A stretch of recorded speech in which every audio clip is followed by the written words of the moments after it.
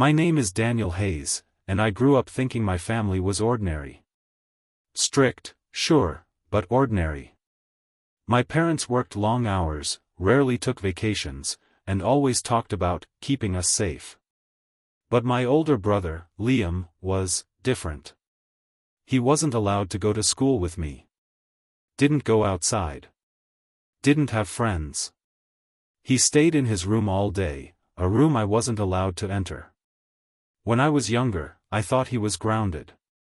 Or sick. But as I got older, things stopped making sense. For example, I never saw him eat with us. I never saw him outside his room. And whenever I tried to talk to him through the door, he ignored me, or whispered my name like he was scared. My parents always said the same thing. Liam needs rest, Danny. Leave him alone. But rest from what? They refused to answer. 2 months ago, my parents went on an overnight trip. They rarely left us alone, so I was surprised. Before leaving, my mom grabbed me by the shoulders and said, "Daniel, do not go into Liam's room. Do you understand? No matter what you hear." She said it while shaking. That night, around 2 a.m., I heard knocking. Soft at first. Then louder. Then furious. It was coming from Liam's door. My entire body tightened.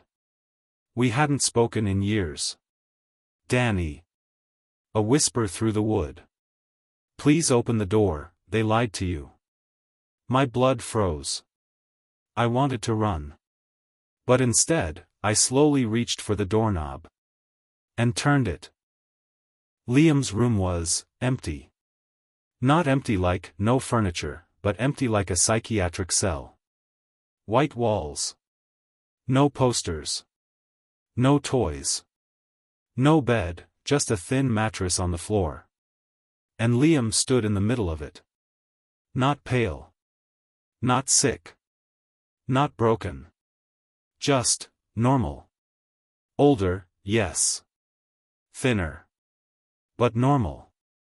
He stared at me with wide, terrified eyes. "Danny, you shouldn't have opened the door. But you asked me to." "No. No, I didn't." Every hair on my neck stood up. "What's going on?" I whispered. He stepped close and lowered his voice. "They're not our parents." According to Liam, he wasn't sick. He wasn't dangerous. He was a witness. When he was 11, he saw something he shouldn't have, something involving our parents and a stranger who never left the house. After that night, they locked him in the room. For safety. Not his safety.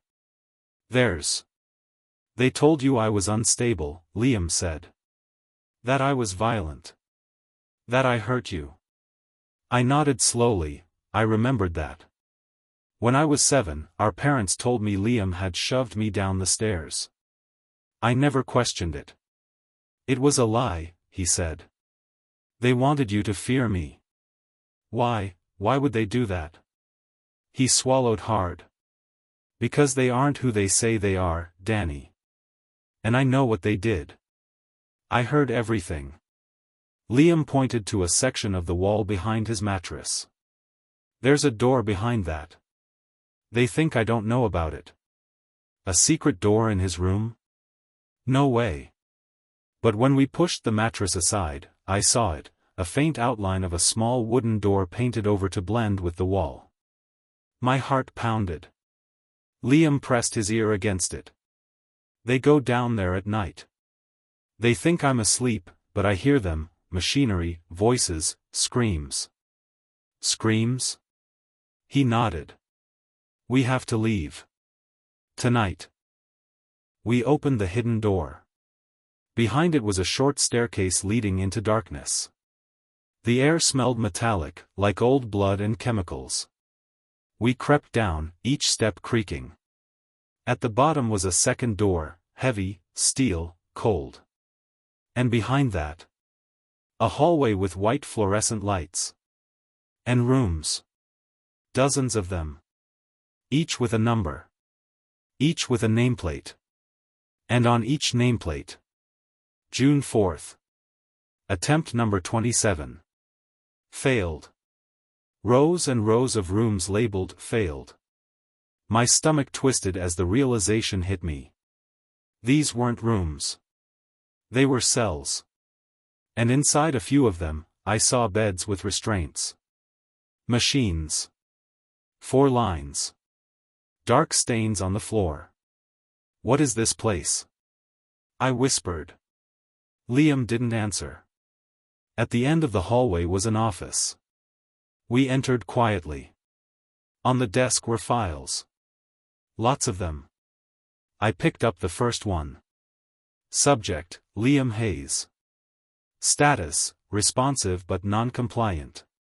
Procedure incomplete. The next one. Subject, Daniel Hayes.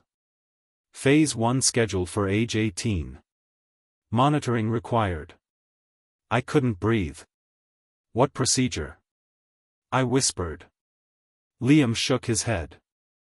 I don't know. But they planned something. For both of us. I kept flipping through the files. Then I found the photos. Photos of kids. Photos of teenagers. Photos of adults strapped to tables. Some unconscious. Some screaming. And one photo that made my heart stop. Me. At age 10. Unconscious. A breathing mask on my face. And next to it, my parents smiling. Footsteps echoed through the hallway. Liam cursed under his breath. They're back early. He pulled me behind a shelf just as the office door opened. Our parents walked in. But their expressions weren't parental. Cold. Focused. Clinical. My mother checked the files. My father checked a panel on the wall. Then my mom said. Phase 2 begins tomorrow. Daniel is ready. My heart nearly exploded. Liam grabbed my hand. We run, he whispered. Right now. We crept out of the office and sprinted through the hallway, up the stairs, and into the house. But as soon as we reached the living room. Stop. My father's voice behind us. When we turned, he wasn't angry. He was disappointed. He stepped forward slowly. Boys, you weren't supposed to see that. My mother appeared beside him, smiling softly. You'll ruin everything if you leave, she said. We're so close. We're not your experiments. Liam shouted. No, my mother said gently. You're our sons. My father raised something, a syringe. Come here, Daniel. Just breathe. It won't hurt. I froze. But Liam didn't. He grabbed a lamp, smashed it across our father's arm, and pulled me toward the door. We ran barefoot into the woods. Behind us, our parents screamed our names. Not with love. With fury. We made it to the police. They didn't believe us at first, until they searched the house. The basement. The cells. The equipment. The files. Everything was real.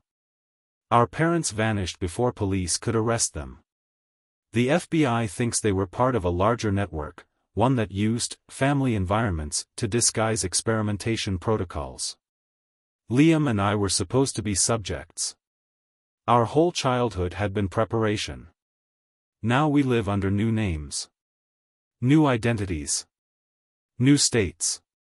I still have nightmares, of that basement, of those photos, of my parents' calm expressions. Sometimes, late at night, I get a text from an unknown number. We miss you, Daniel. When you're ready, come home. I block it every time. But deep down, I know the truth. They're still out there. And they're still looking for us.